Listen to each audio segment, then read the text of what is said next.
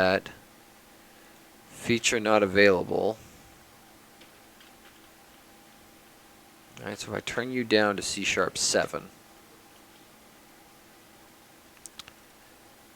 run. Alright, I realize the first two tests are identical now without the question mark. There are build errors.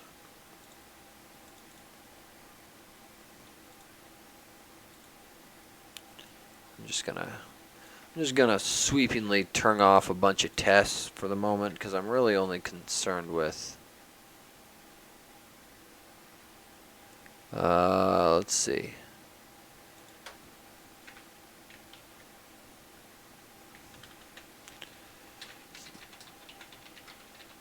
These don't really matter because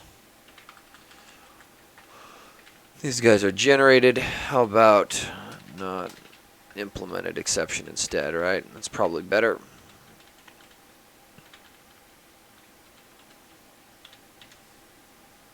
What are you unhappy about? Inconsistent body style. Couldn't care less. Couldn't care less. So we go down to C#7, paren. Did not grab everything. Paren. Oh. New. We should actually instantiate the thing that we want to throw. Great. Check that for a second. Oh, how many of these are there going to be? Verify. Are those actual errors?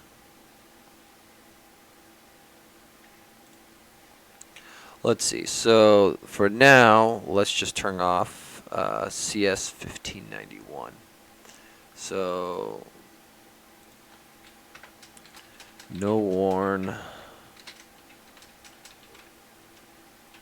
CS1591. Numlock on 1591. Okay, so that should turn off those. Let's see what's left.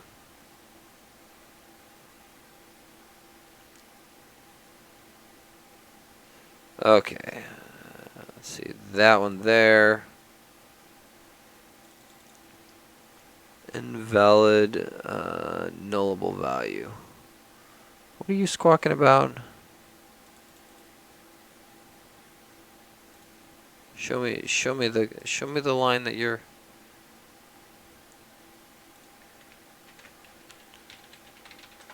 Show it to me. So directory build props, AutoMock tests, nullable. I'm going to go with it's unhappy at this, and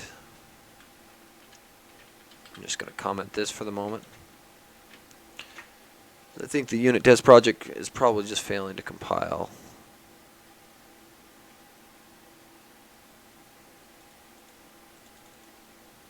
Build plus intelligence, build only. Where is this error? Invalid nullable value. Oh. This is unhappy because of my CS proj. So directory build props. Alright, I'm just going to turn you off. And then I'm going to take you and directly put you into this project for now. Not going to leave it like that, but just looking to test how this works.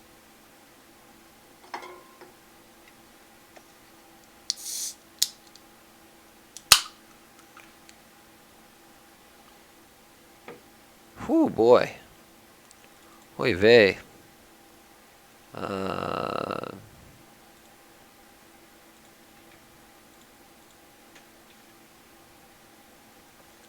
How about exclude from project? There. That's how you fix it.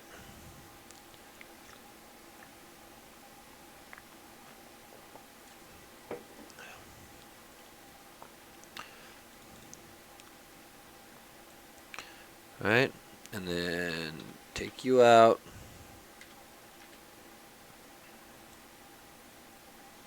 Take you out.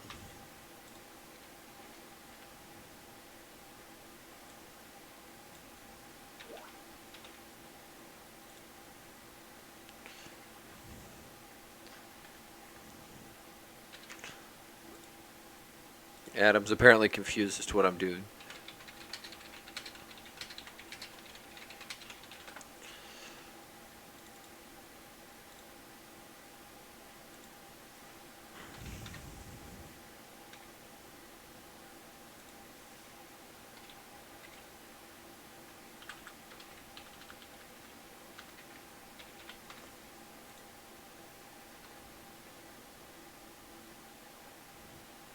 So you know what? Let's do this.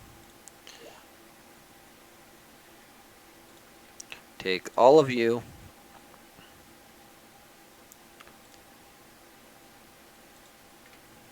Compile.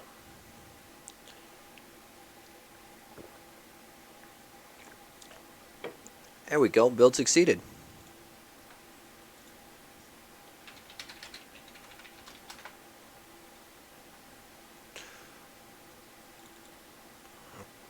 Okay, so expected exception. Let's see.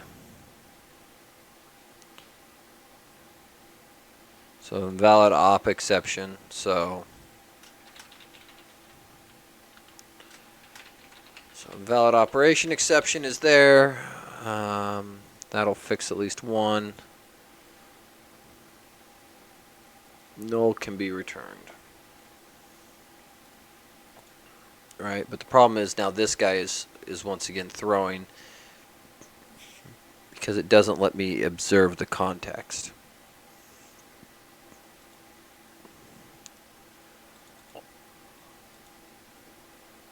Because ultimately what happens is this guy is going to call into the resolvers to look this up, right? So that's not going to work because that would require inspecting the call side of the method.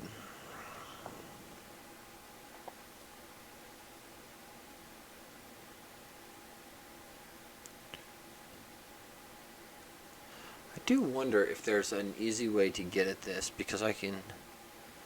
There are fun attributes for the caller member name.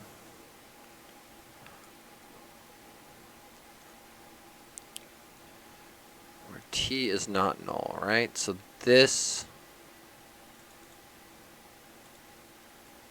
Right, so this test no longer makes sense.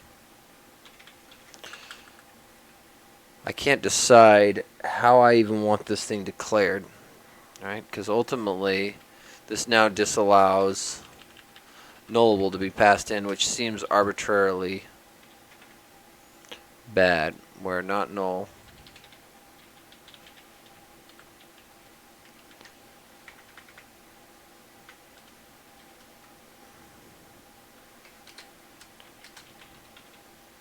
Class nullable, right?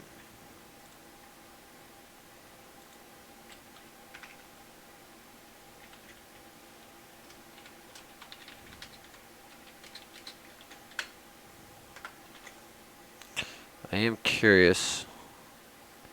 It's a non-nullable reference type. T service.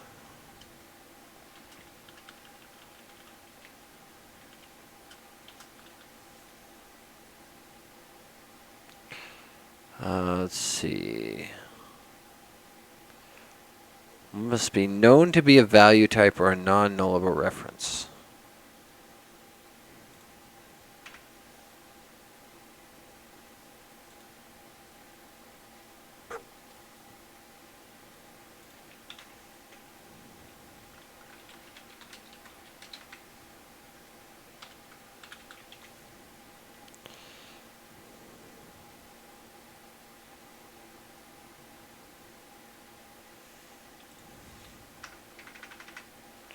Let's see, may be null.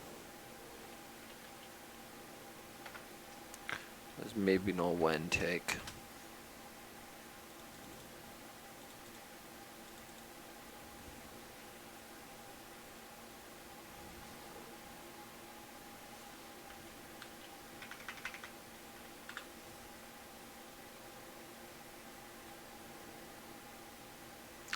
Property. Let's see, what is it saying? Return value. So I could theoretically do this then, right? So if it's valid on the return value,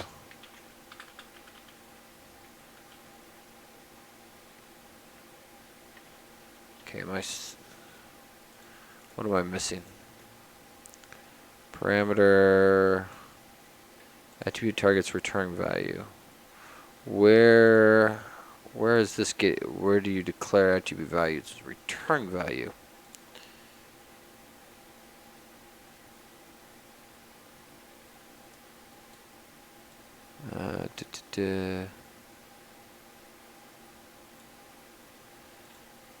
So let's just take a look.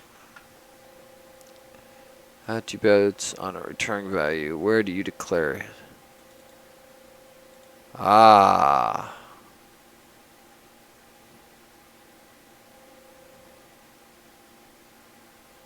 Got it. Thank you. So this applies to the return. Like that.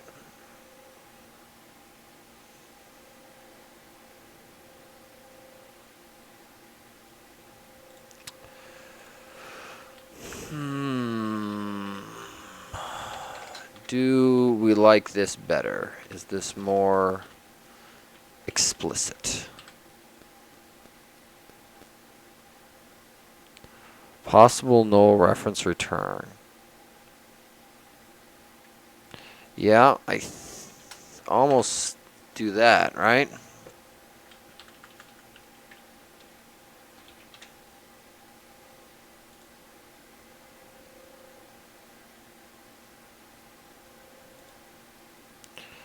Yeah, so let's look at this. Compiles, no it doesn't. Oh, because we turned ourselves down to C#7, right?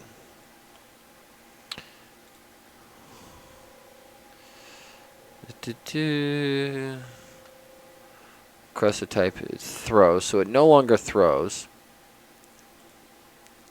So this is fine. We expect this failure. Let's turn this guy back up to Lang version 8. Right, we come back over here.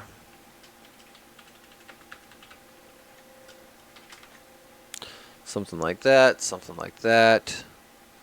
What are you squawking about? Enable nullable annotations. Nullable enabled. Does not match class constraint. So this effectively requires that.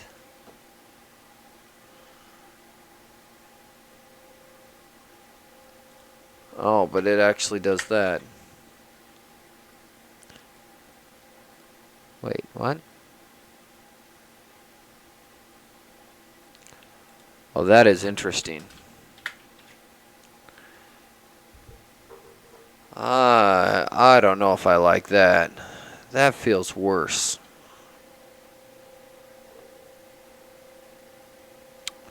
Because the reality of it is most of the time you're almost never going to get a null back from this call to get. Right? The only time you get a null is if you've done something horrendously bad where you've explicitly set up the null in here.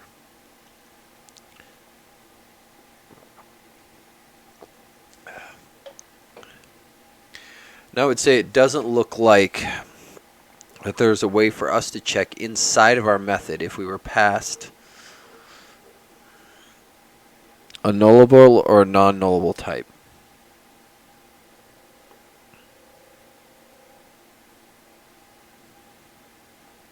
Which is really unfortunate because I would love to know if a nullable type was passed, go ahead and let null return.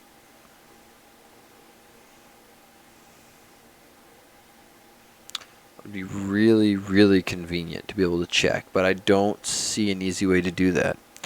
Because I could go through and query our own method to figure out how it's decorated, but I can't query my caller to know what it is. Right? And I can restrict my caller, but I don't really want to, right? Like, I could restrict my caller to doing this. But if I restrict the caller to doing this, it prevents the retrieval of nullable instance, and this maybe null is worse, right? Like that is, I'd rather declare this as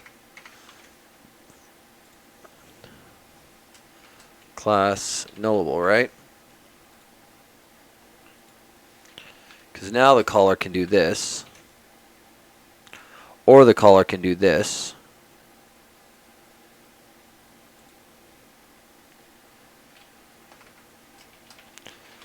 Let's see, assert is null, and this is the one case where I'd actually kind of like it to throw.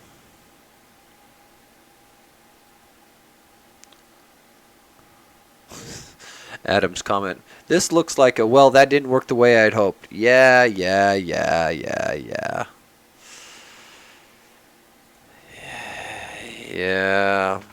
This is probably throwaway code here in a moment.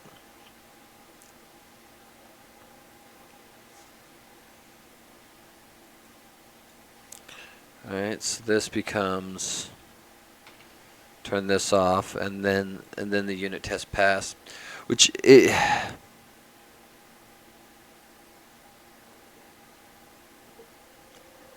yuck. Like doing this sort of check here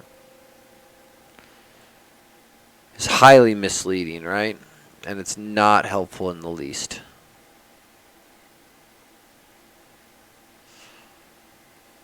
Well, I might just have to abandon this thought. It was a nice thought. This failed. Let's not do this anymore. So, abandoning all hope. So I'm gonna throw this away. We'll come back to it later. Okay. Okay. Let's try and be a little more productive then. So let's go do some material design, I guess, because we have stuff outstanding. So for those people interested, there is, let's see here. So material design in XAML. Here is the project in question. For those people who watch me a lot, you'll notice this is my go-to project. It's my bread and butter. I love this project a lot. So let's see here. So let's take a look. So we've got some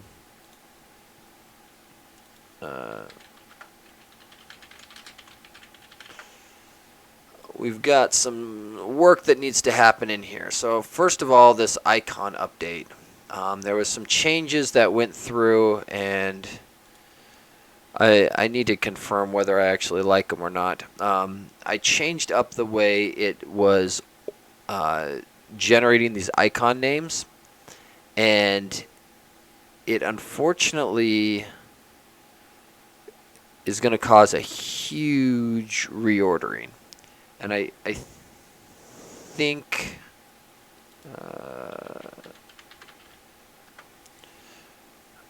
I think it's okay to take, because it'll mean consistent ordering in the future, which will mean smaller merges, but it means effectively a rainbow merge now, which I'm not a huge fan of. So the big difference is it's going to list this guy here and then list all of his aliases right after it, right?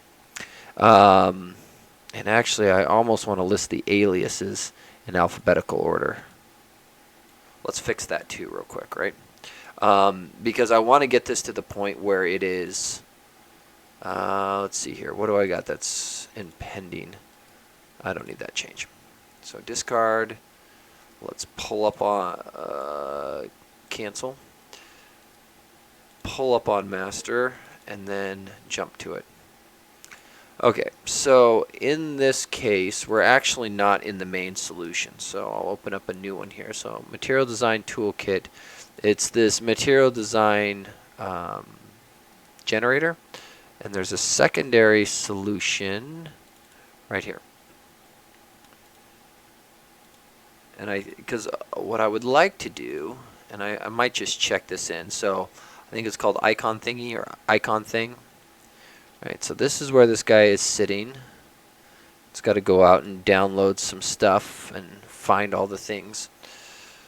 But it goes through, checks the aliases. I did discover that in the latest Material design one, they occasionally seem to check in multiple icons with the same key, or at least their API serves them up. So we're just going to let the first one come in and win, and the last one can fail out. But what I'm interested in doing here is grabbing this icon class, all right? Because this is ultimately what it's generating. It's got an icon has a name, it has some data, and it has some alternate aliases. And really what I'm looking to do is find usages of this alias where it generates them, and then, right, not that one. So that's the for loop. Let me see here. I thought I was looking at a find there. So this guy here, and this is ultimately what's doing it. And I think what I want to do is well, first of all, let's get this thing compiling. It's got to pull down its NuGet packages. I haven't done this before. So this uses Roslyn to go through and actually generate out the code. Okay, so I think what we want to do is just order by and do that, right? So that each alias that comes through will then be ordered by name. So then this guy here, what's going to happen is we're going to see something like badge account alert, right? And then underneath it, each of the, oh boy, come on Chrome, you are hilarious. Reset. I think it's because this is so big. GitHub is stressing about the change. Right, so we'll see badge account alert, and then down here probably like account badge warning will be listed first, followed by all the other aliases in alphabetical order. Again, the point is so that things don't just get reordered all the time, because right now we're pulling from the API and it grabs everything in somewhat random orders. It feels like sometimes. I doubt that's the way it serves them up, but occasionally it feels like that. So we're going to do this, and we're just going to check this sucker straight in. So this pipeline icons PR is auto-generated on a nightly basis. So I'm just going to wait until tomorrow and let my pipeline run, and it'll give me a new set of icons. So updating icon aliases to be alphabetical. Spelling for the win, right? Commit, change, push. Okay, so let's jump back here. Kill all of those. Don't think I need them. Did I close my... looks like I did. That was not smart. Okay, so we're going to close this resource gen because I don't think we need it anymore. Okay, so we've got some outstanding pull requests, and there's a couple of them in here. So there was one... So this guy here is interesting to me. So change line, stretch to fix. Jasper's been great on helping with all of these bugs. And so let's just give this guy a glance. So this switches from line to path. So name dashed line. Oh yeah, this could definitely do it. Let's just make sure, I'm just kind of checking the properties to make sure things line up. So the opacity matches, the stroke matches. Round X1. This is just a straight up line, so this is very simple path data. So start at 0, 0, line to 1, 0. So all the way across. Stretch fill, visibility collapsed. Is that how this one starts? Great. Vertical line, so that seems fine. Same change there, same change there, same change there. So we're going to give that an approve, submit, and we'll kick this over, and that should get, let's see, merge that in. Away we go. So that goes in, and I just make sure that this bug goes in. Closed issue as it's now fixed. And let's go back and take a look at these pull requests. Let's see, force combo, pop-up box direction. Okay, so I think the one that's probably most interesting to me is this SDK version one, right? And again, this is probably another research task. We did it on stream many weeks ago and I haven't come back to it, but it's clearly biting people. So I think we fix it.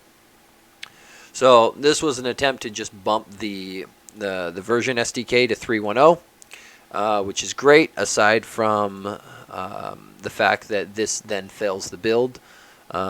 We could go through diving into all of this, but you'll note it failed pretty quickly. We can double check, but I'm fairly confident.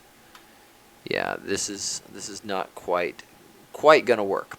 So what we need to do is there is a netcore 3.10 branch. I'm just going to quickly rebase this onto master. I don't think there's any conflicts. Perfect. So key thing, first of all, is it revs the version to 3.10. Changes the new specs. Got all of that going.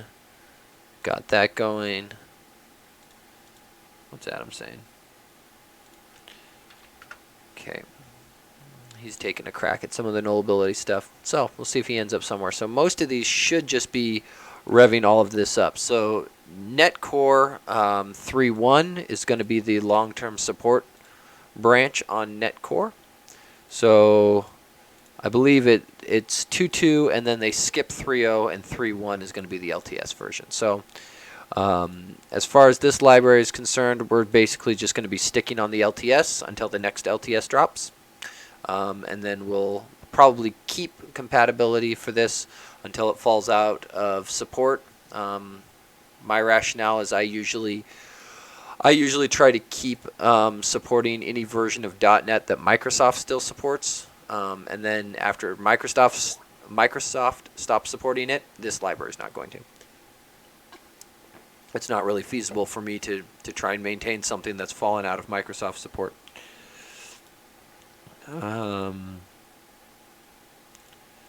Okay, so there's that. And let's go through and see about running this, right? So reload, and I think what I'm actually going to do is actually kill and relaunch Visual Studio, because this requires a fundamental packet change, and I don't think packet's been updated yet. So I'm just going to relaunch, because if I remember correctly, the big holdup here was building from a clean state. So I'm going to see if this works, and if this builds, what we'll end up doing is resetting ourselves to a clean state with like a git clean dfx. And we'll go from there. Because I want the goal is that when somebody goes to contribute to this library, they should be able to clone the repo, open it up, and as long as they're running the latest tools, it should just compile and run. There is a small caveat to that, in that there is an expectation that people are running, that they have the netcore app 3.0 SDK as well as the full framework SDK, because we compile against both. We need both of them there. Okay, so packet failed, target framework, blah blah blah. So I think all we do is update packet, right? I think packet download.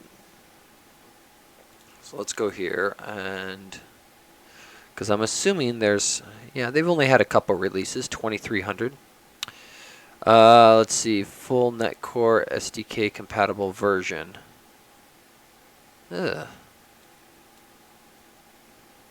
Packet init. So this is the latest release. So I think this is what I want. I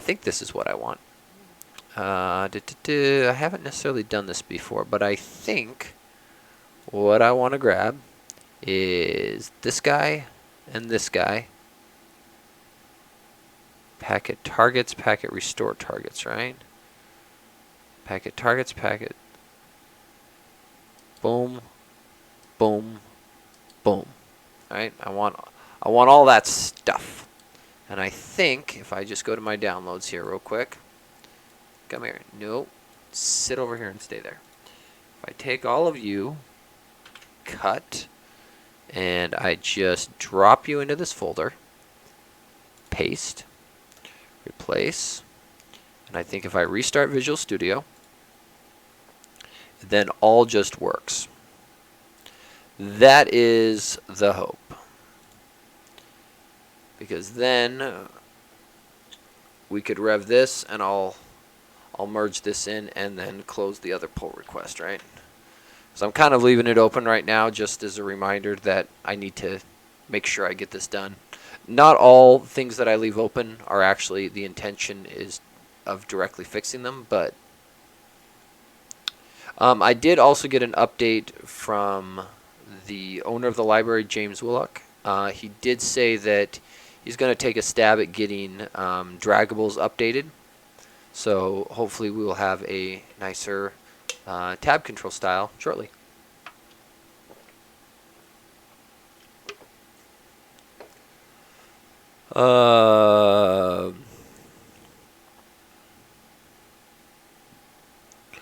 Little shocked that I'm seeing MC compile errors, right? This feels like a clean and a rebuild moment. Because it's worth noting that these error codes, well, build XAML dictionary. That's not a good sign. Rebuild solution.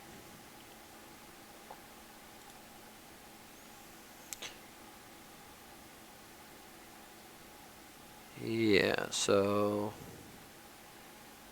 whole bunch of dictionary problems. Rebuild all failed. So let's actually just look at the output. So which of these are actually causing us problems? So MS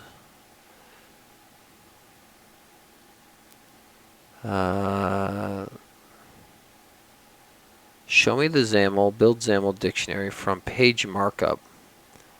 I'm gonna move next. Okay, so let's start with a couple obvious things here, right? So we're gonna unload these projects. Unload project. We're gonna unload the demos. Let's get a few things out of here, right? So no unit tests, no demo projects. Recompile. All right, let's make sure this much works, and then we'll work up from there. Okay, so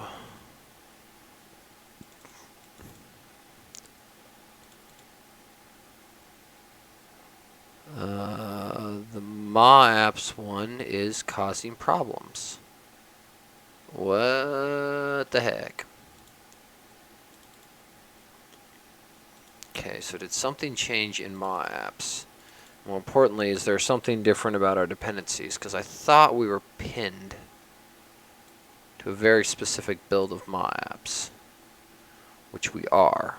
So let's go through and start with running. So, sorry, I will pull this onto this screen here in a moment. Okay, so this guy here, PowerShell. Yes, I do have some transparency on my terminal window. That's why you see things sitting through there. So let's see, dot packet, packet restore.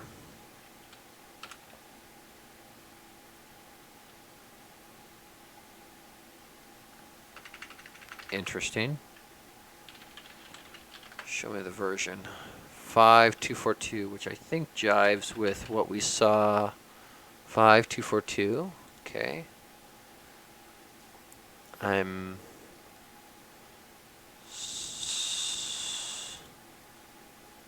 a little surprised at these. So let's look at our output, right? Type reference cannot find public type named position, right? That tells me that it failed to resolve MAApps.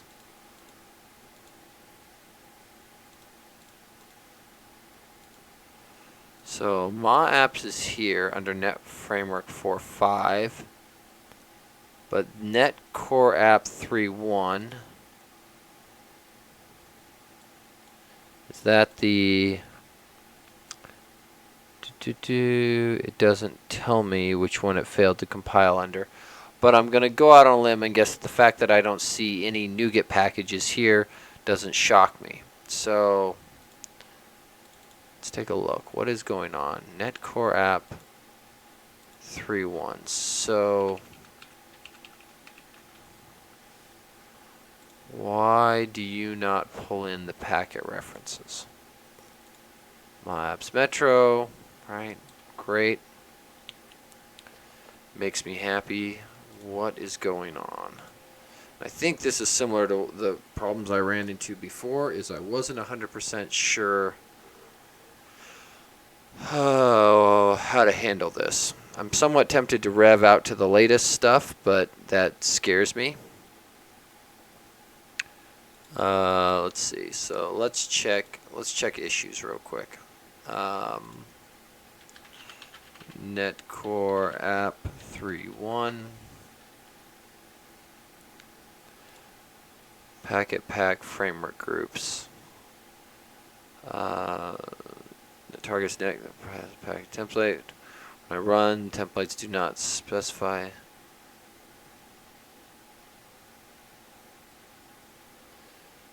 Let's see. So that sounds like I need to look at some docs here on figuring out the dependencies. Package dependencies in file. So let's figure out what's going on. That's not quite right, is it? So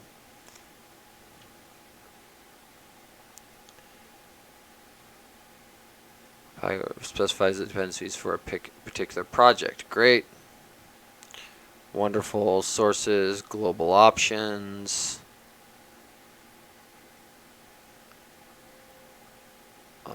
Pre-release, great. That's fine.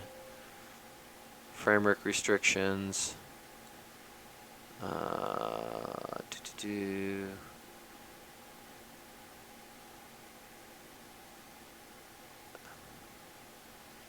So I'm wondering, you can control that. Sometimes you do not want to generate dependencies for the ones your project uses. So what I'm looking for, though, is one of these guys has in here the actual breakdown.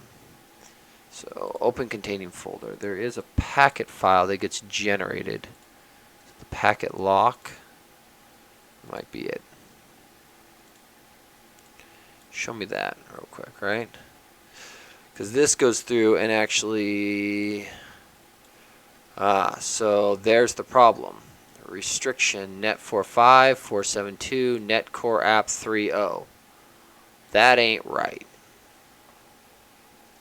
So framework auto detect. Well, let's change that. So net45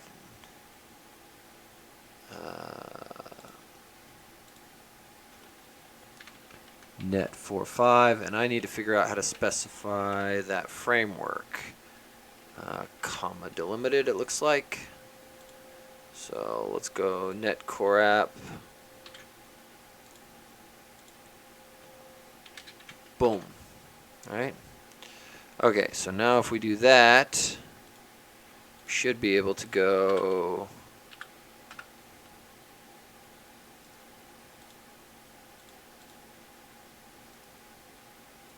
Let's go clean solution and then full rebuild.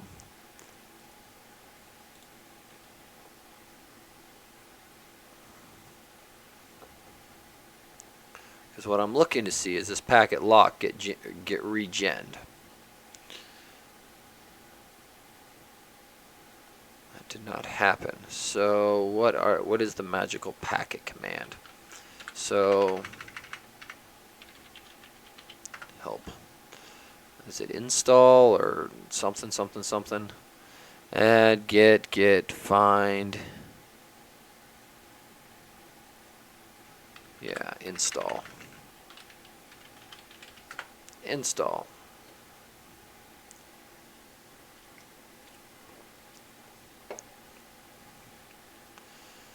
And normally you don't need to do this, but in this situation where I've kind of got packet in a weird halfway state.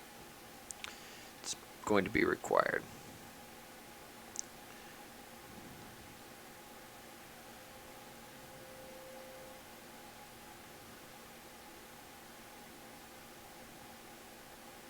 Okay, so it cleared that up. It's regenning that.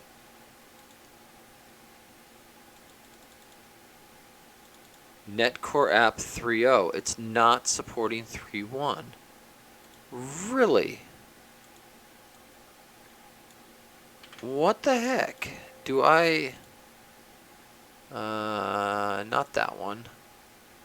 Really, Packet? You're gonna make me rev to a beta version? That can't be right, can it? Let's see, Packet framework.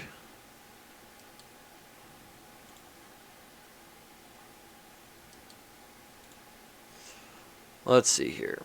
Packet version 5.215.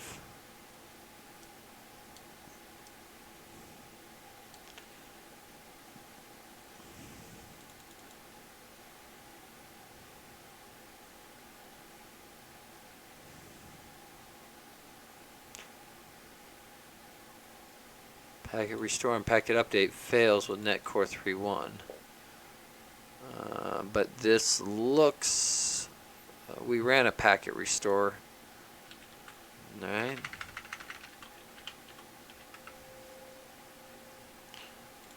So let's just check. View changes. All of those changed. Great, great, great.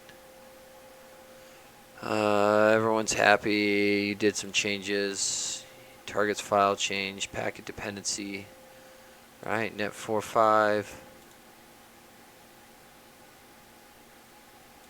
Great. The restore is done.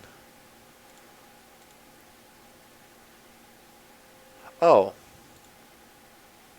So it's not going to work if I set my file wrong, right? So this needs to be 3.1. And I think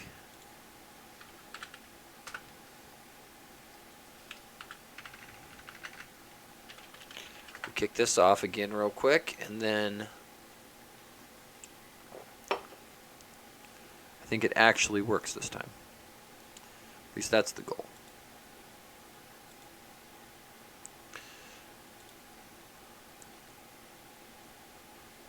Okay, so it's going to think about it. It's going to go and update some stuff. And then we go, hey, there we go. Now it's showing some dependencies and some packages and all kinds of things that are generated. Great, great, great. Okay, compile. This is probably all we needed. Okay, so what we'll end up doing is we'll do a commit, and then we'll blow away all of our changes and put ourselves back in a clean state and see what happens. Header font size.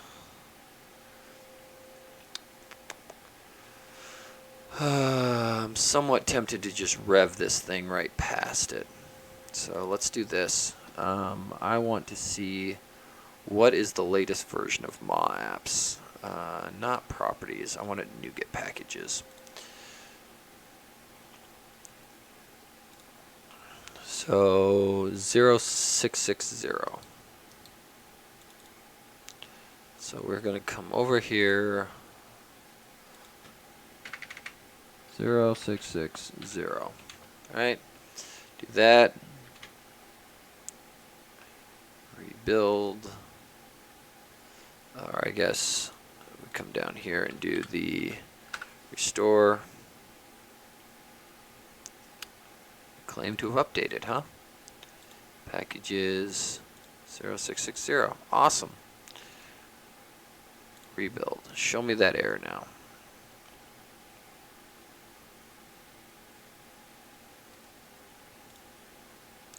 Just make sure it's an actual build error and not just an IntelliSense error. Okay, header font size property on controls helper. Where is this thing again? Line 87. Cannot find static member header font size property.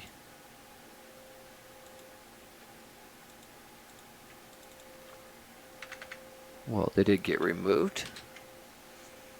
Let's see. So font size, control helper.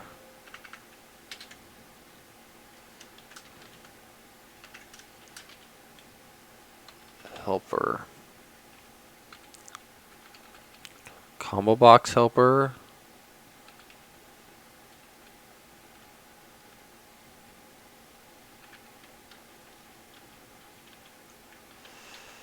So let's go and take a look. This is the Flyout template, and let's see what got changed, right? Because we're gonna fix a couple things.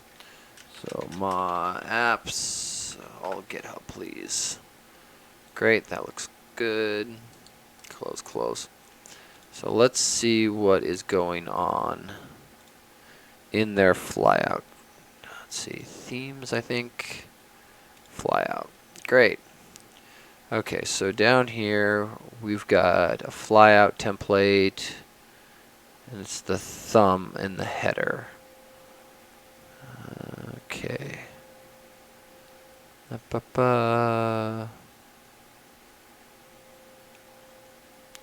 Thumb controls. So headered content control. So this is basically what we want instead. Right? We want to mimic what they're doing. Header content control. Boom. That goes like that. Let's see, how many other things do they have in here? The font family, font size. Oh, this was font family.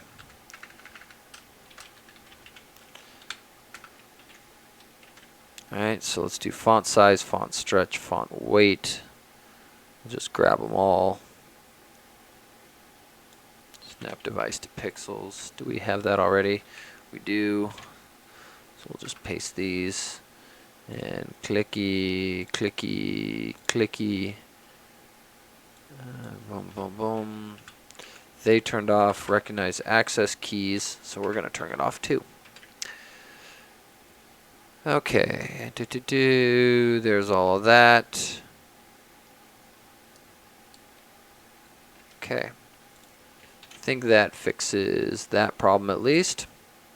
There may be other issues. I've been slowly keeping up with their changes, but there's plenty of areas where that is not the case. So on the Flyout up on the setter, so let's look at their style then. So there's the control template, data template. Keep going down. I'm looking for the style.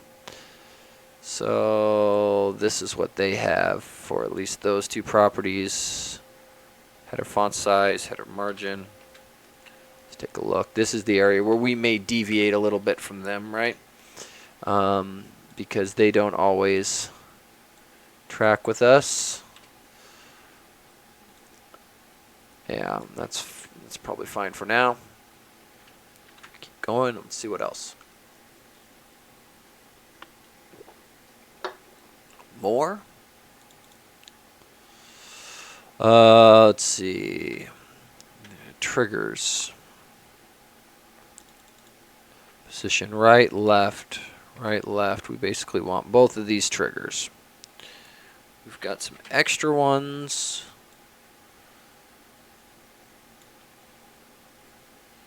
Which I think are probably okay to keep because some of these are setting the shadow depth, which is probably what we want for the material design stuff. So it's not surprising that we have a slightly different set of triggers. Okay, builds, compiles, first unit test passes. Huzzah. So let's reload project, reload project, reload project, reload project.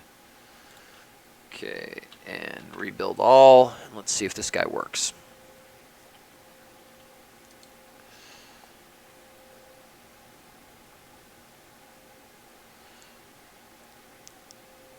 So anybody who was running into, because I know some people were trying to pick up the preview packages, this might help with some of those problems. My Mountain Dew is empty. This is not a good sign.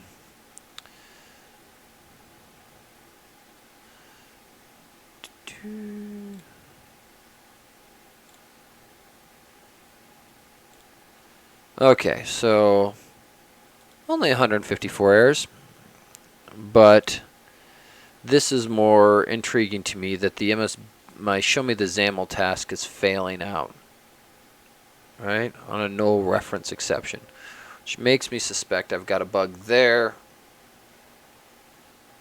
and then I've got an issue here that it seems to indicate that our demo app doesn't have use WPF turned on. It does not appear to, so let's change that. Use WPF, true. Alright, so we'll fix that. Warning, apparently the same problem here.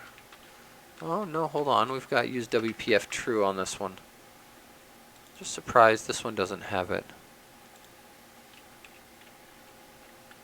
Oh, it does, but it's down in a property group because we only need it for Net Core App 3.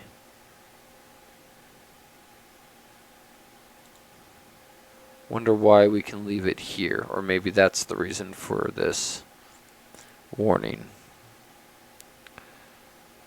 Material design demo. I want to pull it. I'm going to pull this out of the property group.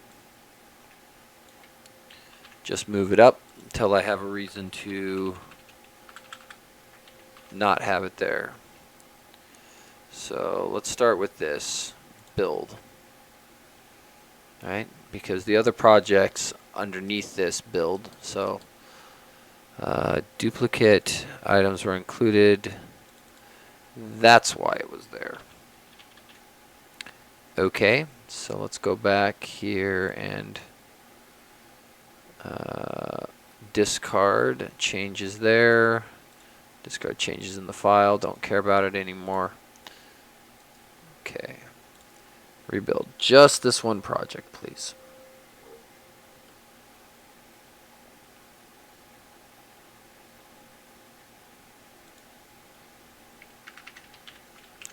While I'm in and looking at it, I'm just going to change it.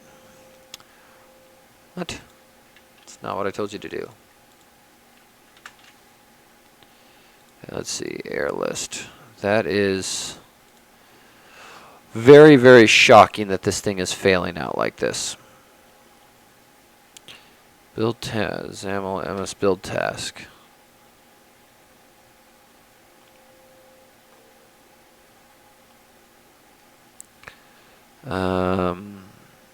Okay.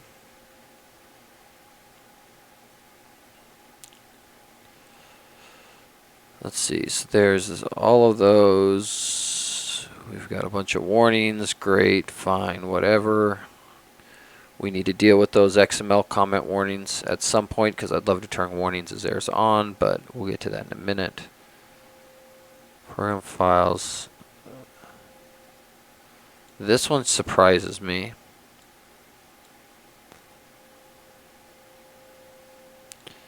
Let's see. Oh, that's the problem, right? So use PF. Gets me past that.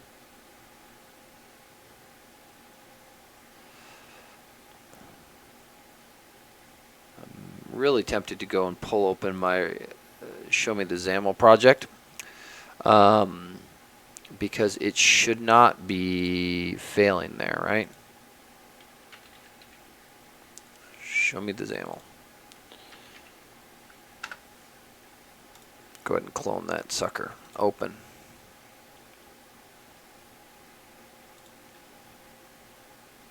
Yeah, the fact that that's failing with a null ref is bothering me a great deal. Show me the XAML MS build XAML dictionary. So real quick, let's just see what where that exception's being thrown, right? So file, open, and then what we can do is jump into material design, packages, show me the XAML. Let's see, it's in the MS build, and this is a great question. I don't know which one of these DLLs it's loading. Okay, well, let's see if we can figure it out. Okay, so build XAML dictionary task, which is the only thing in here. And then very specifically, it is from page markup D__24. So I think what we're going to do is just flip this guy into IL.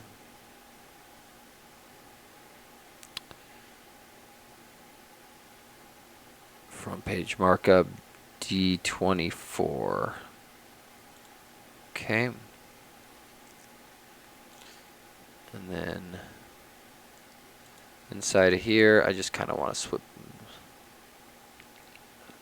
So let's go down in here.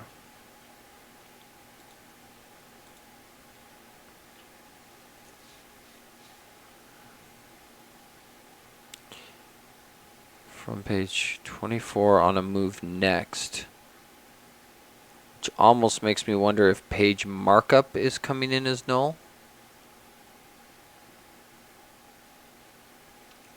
Which is certainly a possibility. Let's see, because page markup is expected to get populated here. And I suppose it is very possible that that guy is being passed in as null. So build logging, let's turn it on and rebuild. All right, and we're going to capture it and see what's getting passed in there.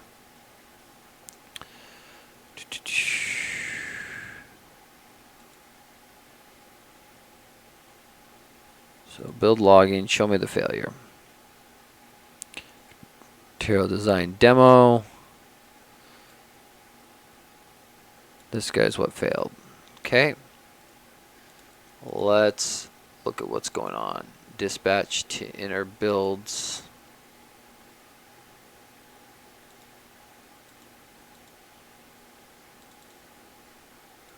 That's not horribly helpful. So what exactly did you do? Let's see, evaluation task.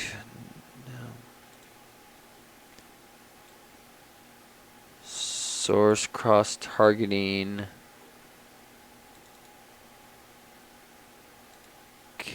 Okay.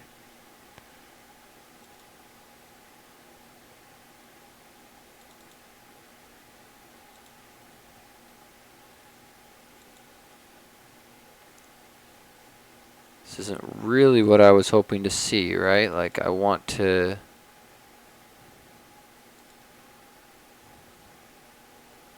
see this thing compile. So let's try this. .NET version, what am I running? 3.1, great. .NET build.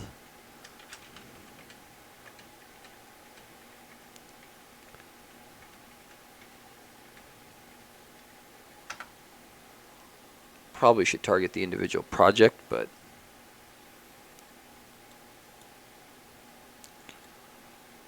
I want to understand which one of these is kicking off and running, because it's very possible that the issue is that, let's see,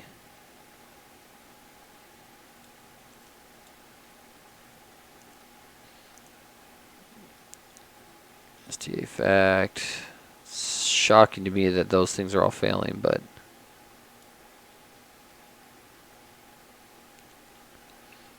completed build. Material design themes.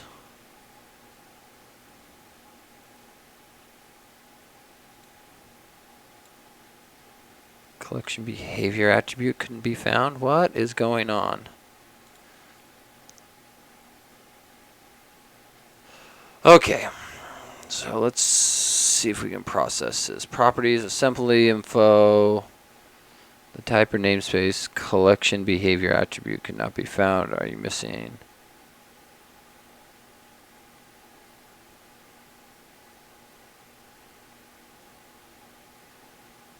What the heck? Okay.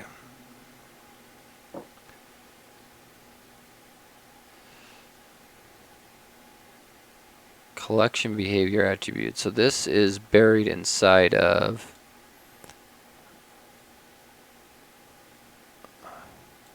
I'm very confused because this shouldn't exist in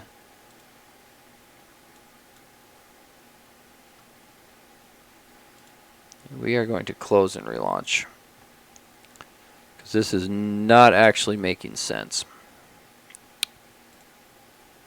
Because the expectation would be at least consistent failure. I do know that the net core stuff for WPF gets a little different in that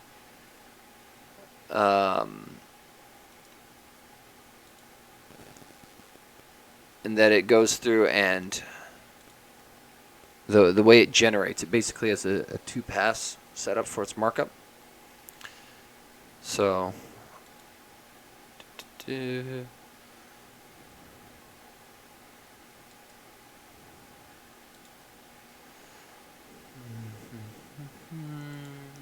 where is, let's try this one more time.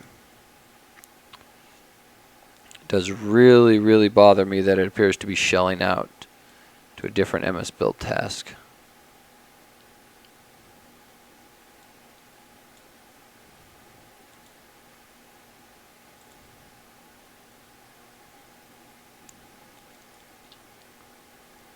Build.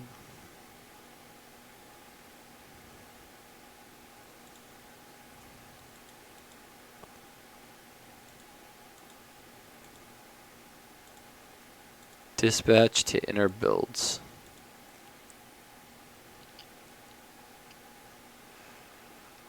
Okay, so it appears that what's happening is we've got at least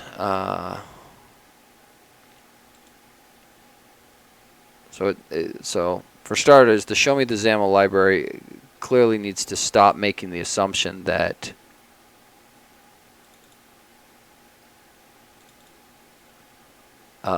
that the passed in array will be non-null. So we should fix that to begin with, right? So here.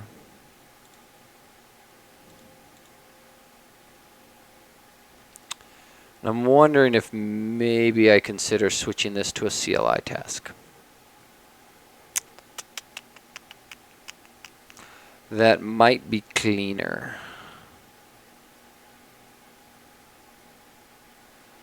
That might be cleaner.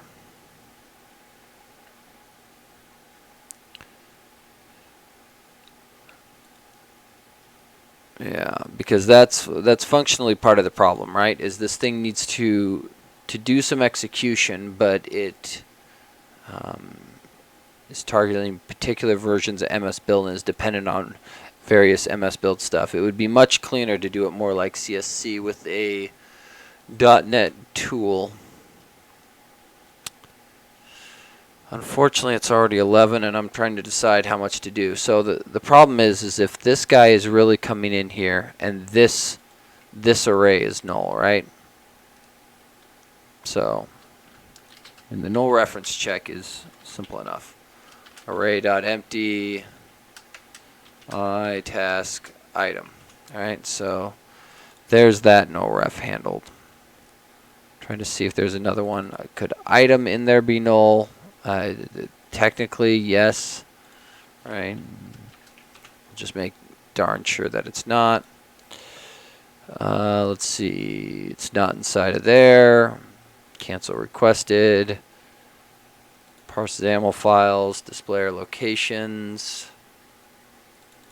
This guy I don't think can be null. Nope. Location.key, which would require this guy to kick back null items. Sure. If you can be private, let's be private. This is a yield return, so yeah, just don't be stupid. Get XAML string. Is this ever going to be null? Nope, not possible, not possible. Location, XAML data, where is this location? So this guy can't be null, that can't be null. So it has to be the page markup. Okay. So let's see here. That's there. That's there. I'm sort of wondering if my NuGet key's already expired. Let me check, because this guy's on AppVer. Show me the XAML version 1.10. This is a preview package, so we can ship right out the gate. Stage all.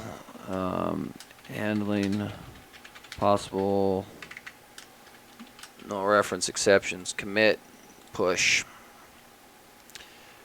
And we will just see if this guy's going to work out the gate for me. Show me the XAML. Boom. First Google hit. Build running. That's exciting. It's kind of surprising that this thing just compiles and works still. I'm going to be a little shocked if my NuGet key is still good though, because they usually time out after a year, and I think it's going to be close to a year since I've updated it. Most of the stuff I've moved off of AppVer from, either GitHub Actions or Azure DevOps have been my favorites so far. I mean, AppVer is still very, very good. Don't get me wrong. Let's see. Parse the XAML files. Oh, my. So what you're saying is I should have. Let's see. I think my parse XAML files.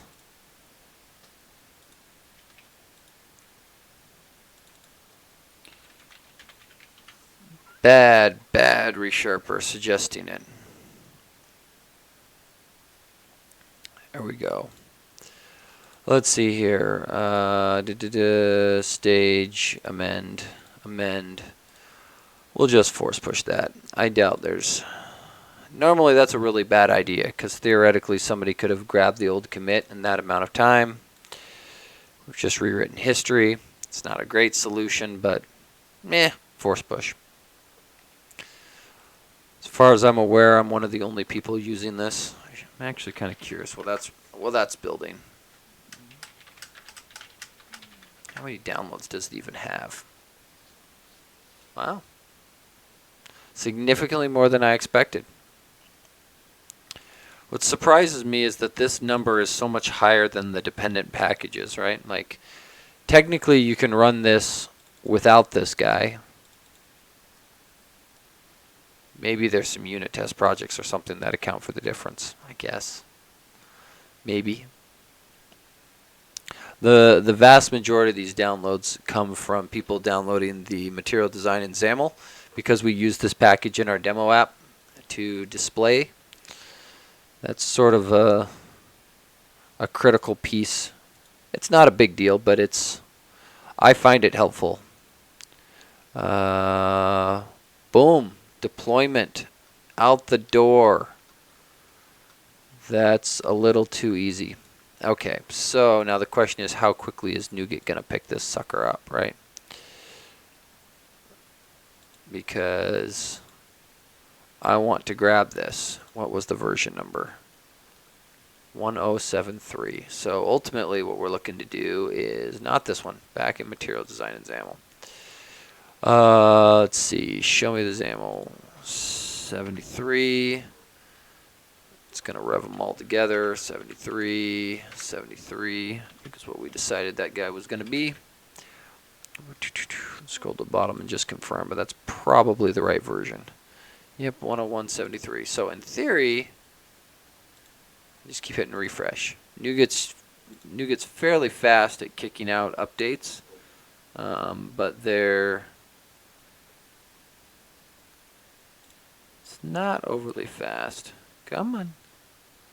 Build completed. Thank you. Thank you.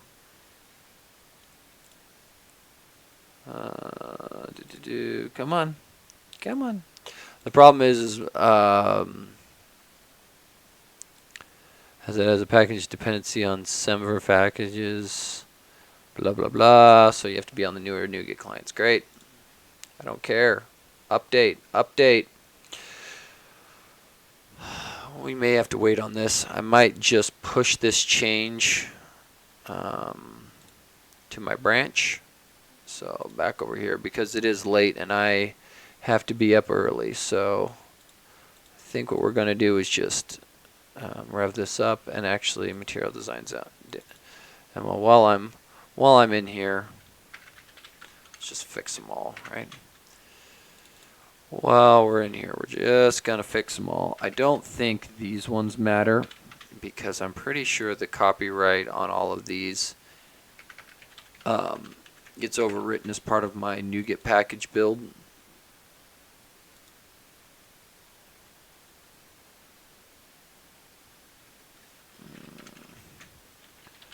We're just going to do that. That one's old enough that boom, boom, boom. There we go. So something akin to that. Lots of changes to the CS projects, packet files, packet dependencies. These are the important ones. More work converting the project to NetCore 3.0 LTS. Commit changes, push. That way I can come back to this at a later point and be able to pick it back up. Because there's a decent amount of stuff in there and I don't want to necessarily throw it away. Real quick, one more refresh. One more. Oh, it shows it's there. Sweet! Shows it's there. Which means if I rebuild, all of these things should go and pick it up. I hope. Let's check the dependencies. Packages. They may not all be there. In general, you can push NuGet updates and they're quick-ish. This did not go an update. Right, because I revved these all to 73. Let's go up here. Packet restore. Is that not the magical? Was it install that I needed to do?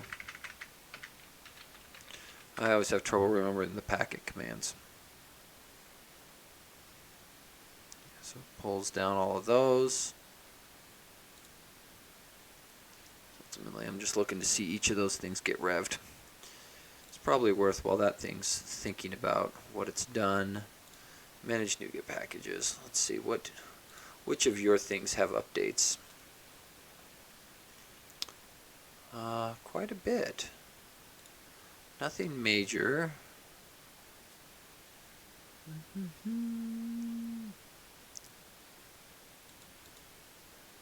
Date new specs, great. Build NuGets. Kind of tempted to just rev these.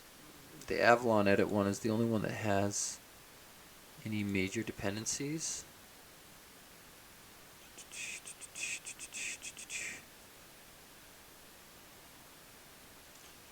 Yeah, and it can probably rev too.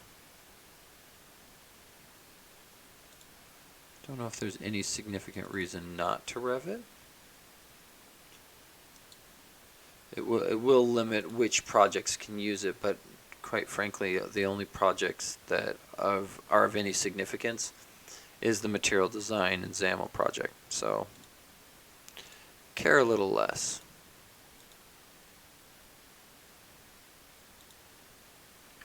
So Let's see, air cleaning up. Yeah. So the other problem is MS build processes like to hold on to the DLLs. Okay, installing for projects. Design, XAML toolkit. I'm really just interested to see this thing go. I somewhat suspect that I'm going to have to track down that bug because unless there's another pass that happens, if it's not getting the project items passed into it, that's how it's parsing the XAML. So that means it's not feeding any XAML files into it, which is sort of a big deal, right? Like that's very, very problematic.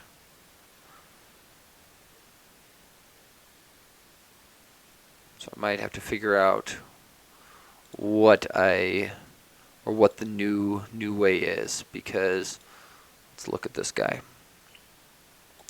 Because ultimately he's just hunting for the set of items that are page, right? So that would imply that if nothing is in that bucket, like what is the type here, right? This shows it as a page. So what's going on? And again, it could just be because the new WPF stuff has a 2-pass process that the first pass is failing. Therefore, we never get to the second pass where it's actually there. Because all that matters is that that process runs and generates the C# file before it gets there. Okay, so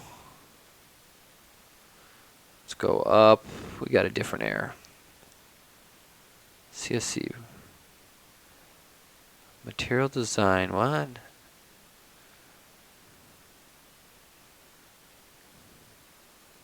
Cannot find type for XAML display. Which is kind of funny. Does that mean that the package isn't referenced? Nope, it's kind of right there. Oh, net 472 doesn't have it.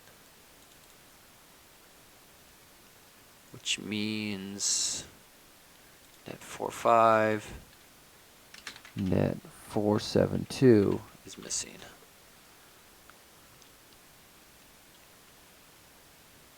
Okay, so let's do this again.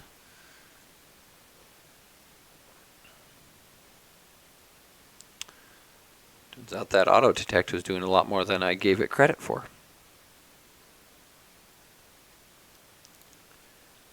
And hopefully this just goes and writes them all in, right? So there it goes and rewrites the stuff for the projects.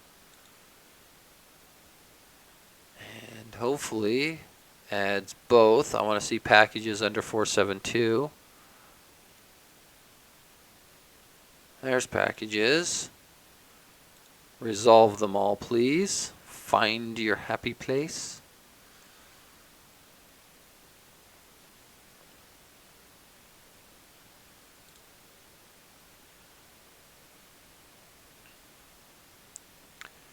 Come on. You may be able to whack some of these as well, I suspect.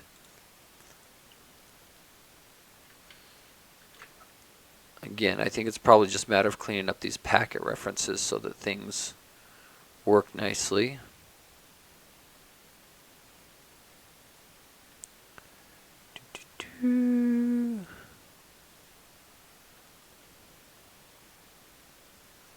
Okay, once again, you're still going boom. But what was the actual error, right? I realize these are all the downstream problems. I'm getting distracted again. Let's see.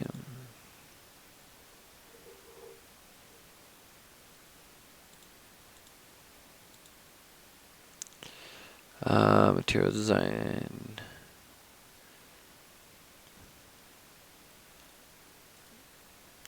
Let's just rebuild the one project. I don't want to. I've got parallel builds turned on, so it can get quite confusing too.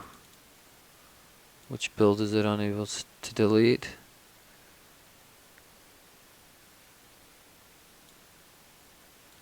I'll put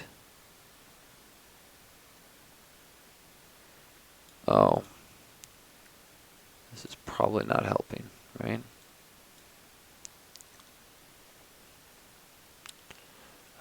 Done building project. Done building project.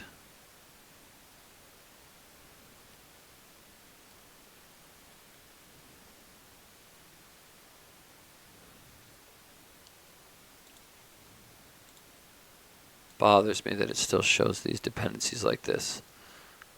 Let's see if we unload, reload the project. I think that's probably just a Visual Studio UI glitch, maybe? So you'll note now it's showing the packages correctly, and it's just the projects it's trying to figure itself out on.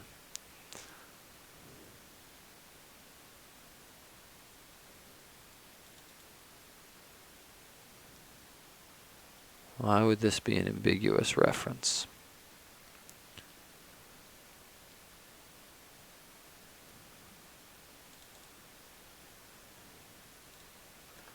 I'm wondering if this is not being properly set, and it was supposed to be all caps despite the warning to the contrary.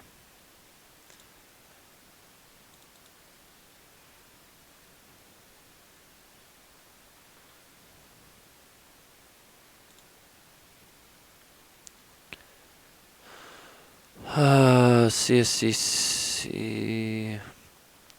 Kind of wanting to just turn down target frameworks real quick just to see if, oh, that's,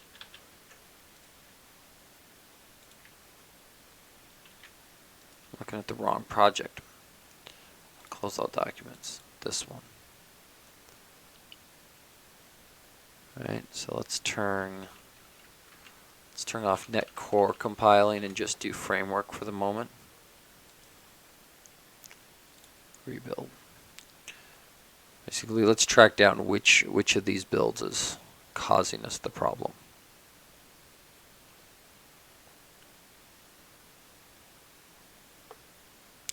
Wonder what's holding on to that reference. Okay, so 3 succeeded. So that's good. Flip it over to net core app 3. Rebuild.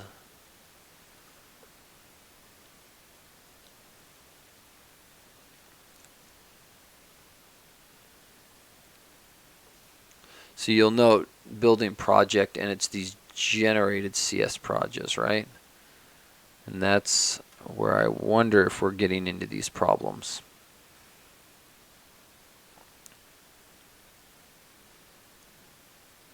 Zero design themes, CS proj, done building project. Warning, warning, warning, done building project, WPF side. Okay. .NET SDK.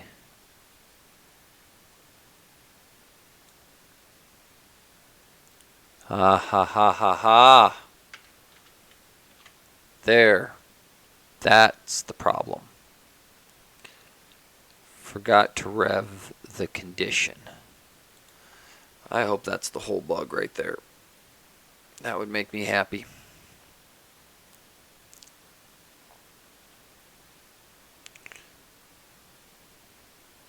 There we are. So that was the whole problem. So let's go back here and look. I believe it was net 472, but demo 472. Net 472 semicolon, right? And then just for good measure, we'll rebuild it. Because that was probably the issue, is without that used WPF, it wouldn't pass the page information through, which would have caused show me the XAML to get a null and crash, which we can fix the crash, but that doesn't actually get us all the way there, you know, to actually working. Okay, perfect. So that looks better. I'm a little hesitant to fully push this. Fixing compile errors in netcore demo app. Boom, push. So we're going to get that going. I think this is probably close to done. If anybody wants to test it and leave a comment and let me know if this is actually working. Otherwise, when I get a little more time, I'm going to actually test this a little bit more before pushing it. Like I said, I want to also validate the clean repo case. So blow away all of my current state, do a clean checkout, and make sure it works, because I do want that case to work well for people. So with that, I think I'm going to sign off and say happy coding. Thanks for coming and hanging out tonight.